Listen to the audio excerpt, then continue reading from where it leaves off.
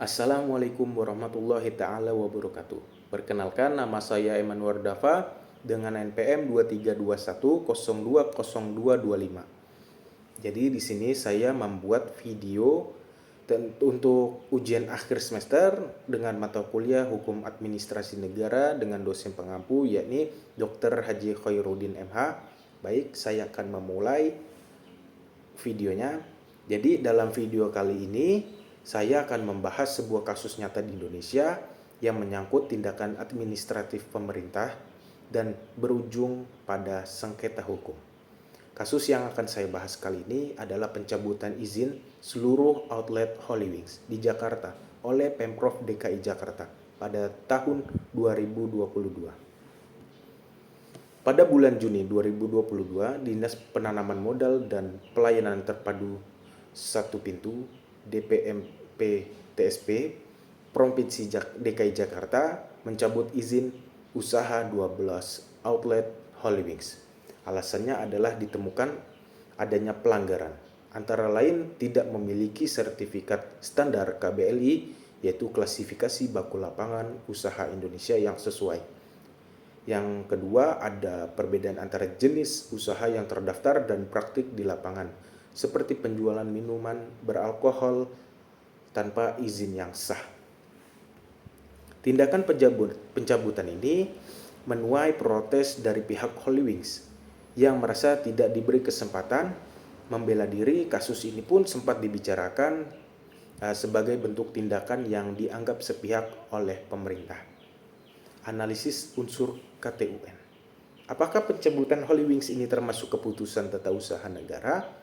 Mari kita analisis berdasarkan unsur KTUN menurut pasal 1 angka 9 Undang-Undang Nomor 5 Tahun 1986 JO, Undang-Undang Nomor 9 Tahun 2004 JO, Undang-Undang Nomor 51 Tahun 2009. Yang pertama, dikeluarkan oleh badan atau pejabat TUN. Ya, keputusan ini dikeluarkan oleh DPMP TSP Provinsi DKI Jakarta. Yang kedua, bersifat tertulis. Pencabutan ini disampaikan dalam bentuk surat resmi. Yang ketiga, berisi tindakan hukum TUN, yaitu pencabutan izin adalah tindakan hukum administratif. Yang keempat, bersifat konkret, individual, dan final. Keputusan ditujukan secara spesifik kepada 12 outlet Holy Wings, bersifat final dan langsung berlaku. Yang kelima, menimbulkan akibat hukum bagi seseorang atau badan hukum perdata. Ya, keputusan ini tersebut menghilangkan hak usaha Holy Wings untuk beroperasi di Jakarta. Dengan demikian, pencabutan izin termasuk KTUN dan dapat digugat melalui Pengadilan Tata Usaha Negara oleh pihak yang dirugikan. Selanjutnya, kesesuaian dengan AUPB. Sekarang kita tinjau apakah keputusan tersebut sesuai dengan asas umum pemerintahan yang baik. Beberapa asas yang relevan antara lain, yang pertama adalah asas kepastian hukum. Prosedur pencabutan izin dinilai oleh beberapa pihak tidak memberikan waktu atau kesempatan pembelaan yang memadai. Ini bisa dipertanyakan dari sisi kepastian hukum. Yang kedua, asas keterbukaan. Pemerintahan menyampaikan informasi kepada publik, tapi proses pengambilan keputusannya kurang transparan terhadap pihak terkait. Yang ketiga, asas kecermatan dan profesionalisme. Jika pencabutan dilakukan tanpa prosedur, verifikasi, dan klarifikasi yang matang, maka bisa dianggap tidak cermat. Yang keempat, asas akuntabilitas. Pemerintah menyampaikan dasar hukum dan alasan pencabutan dengan jelas, yakni pelanggaran perizinan. Kesimpulannya, tindakan ini memungkinkan secara formal sesuai AUPB, tetapi masih menimbulkan perdebatan terkait pelaksanaan asas kepastian hukum dan kecermatan yang pada akhirnya membuka ruang untuk gugatan. Selanjutnya,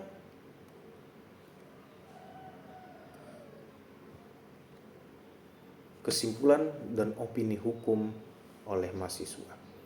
Kesimpulannya, berdasarkan analisis terhadap kasus pencabutan izin usaha Holy Wings oleh pemerintah Provinsi DKI Jakarta, dapat disimpulkan bahwa yang pertama, surat pencabutan izin memenuhi keputusan tata usaha negara, yaitu KTUN, sebagaimana diatur dalam pasal 1 angka 9 Undang-Undang Nomor 5 Tahun 1986 JO, Undang-Undang Nomor 9 Tahun 2004 JO, Undang-Undang Nomor 51 Tahun 2009. Oleh karena itu, keputusan tersebut dapat menjadi objek gugatan di Pengadilan Tata Usaha Negara.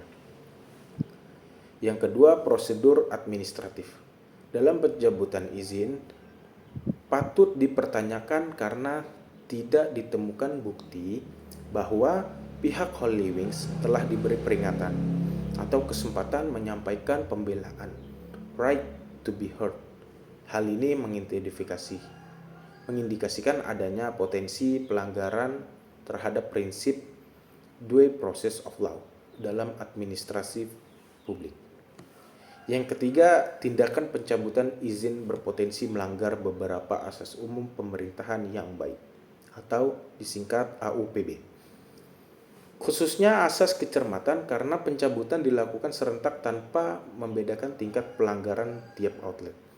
Yang kedua, asas keterbukaan karena tidak semua informasi proses pencabutan disampaikan secara terbuka kepada pihak terkait.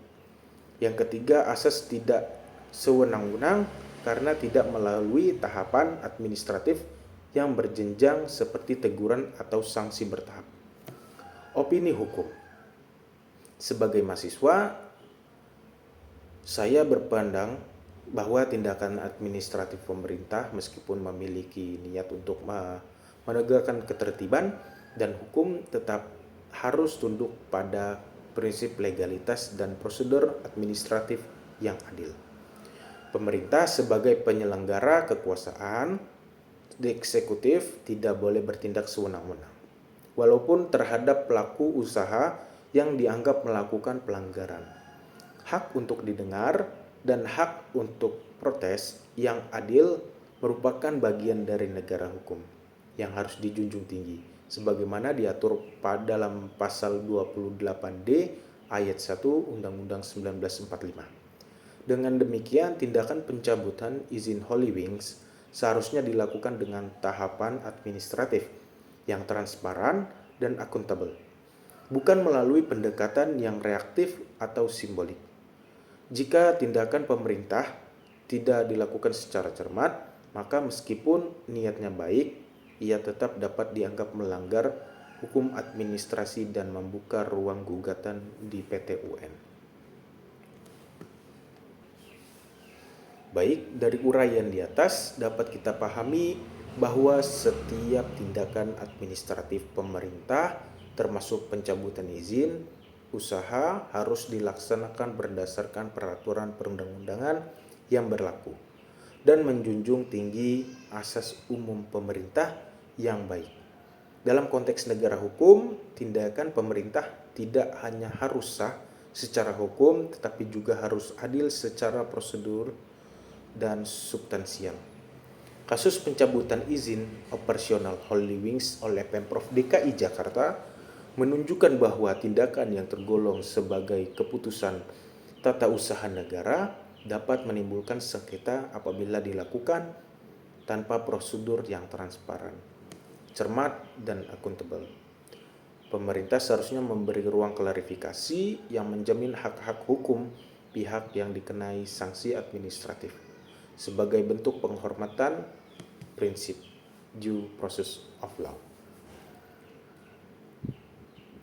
Sebagai mahasiswa hukum, kita belajar bahwa menegakkan hukum tidak boleh berhenti pada hasil, melainkan juga harus memperhatikan proses. Sebab dalam administrasi negara yang demokratis, prosedur yang benar adalah bagian dari keadilan itu sendiri. Baik, hanya segini video yang bisa saya buat, kurang lebih mohon maaf, kepada Allah mohon ampun. Saya akhiri wabil taufiq wal hidayah. Wassalamualaikum warahmatullahi taala wabarakatuh.